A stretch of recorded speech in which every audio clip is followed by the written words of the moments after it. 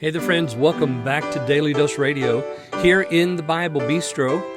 This is your 5-minute a day, 5-day a week, studying the Psalms verse by verse podcast here in the Bible Bistro. So the Bible Bistro contains a lot of other stuff. I hope that you will check it out. Go to our YouTube channel. You can see all of the podcasts there. You can go to our Spreaker page. You'll see all of the podcasts there. Not just Daily Dose Radio, but lots of other stuff, my sermons and some other things that you'll find there. Of course, the shorts. I've been doing these shorts now for over a year and really enjoying doing that. All of them concentrated on a different catechism, a Protestant catechism. So you can go and you'll find that only on YouTube. So you can go there and check those out as well. Well, today we're looking at verses 15 and 16 here in Psalm 34. So if you have your Bible, why don't we go ahead and read those verses together? The eyes of the Lord are on the righteous, and his ears are open unto their cry.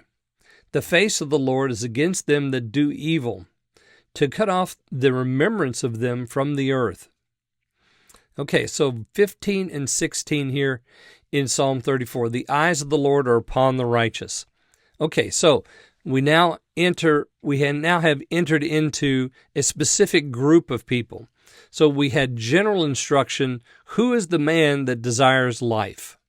Who wants to see good in his many days? Okay, so just in general. Now specifically, these people that are called the righteous. Okay, we'll talk about that in just a second.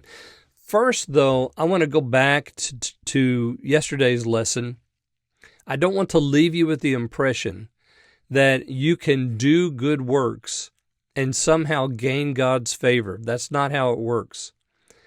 The psalmist is saying, if you want to see good, if you want to have life, then doing these things, and those things that he enumerated, keeping yourself from evil, doing good, not speaking guile, so forth, every man will realize he can't do it. I am given to evil. I am given to guile. Good is not in me. And eventually we wear out trying to do those things so that we might gain God's favor. We can't, because there's no good in us. We are totally dead. We are dead in trespasses and sins, as the apostle teaches us. So, how do we get there? How do we get there so that we can see life? Well, what happens is we try to do our best so that we can be our best and so that the Lord will accept us, but then we realize that it's not going to happen because I can't do good.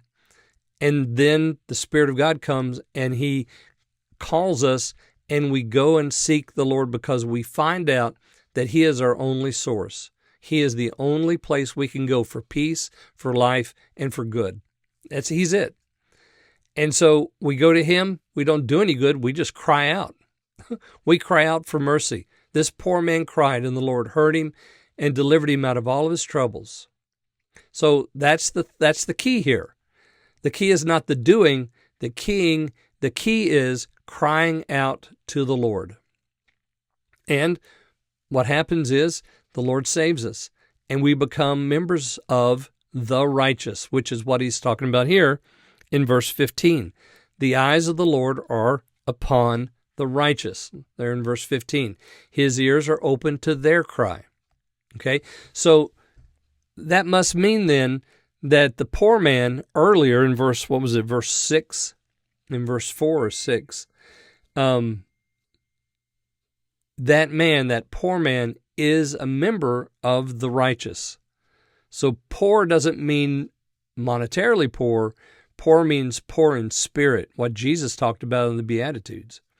So poor here is a membership card for the righteous.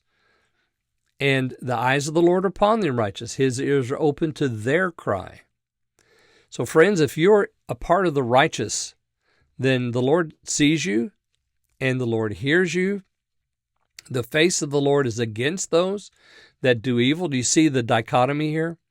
How now there's a division amongst all those men that he talked about earlier, now those that are poor, those that are a part of the righteous, is different than those that do evil. The face of the Lord is against them that do evil, to cut off the remembrance of them from the earth.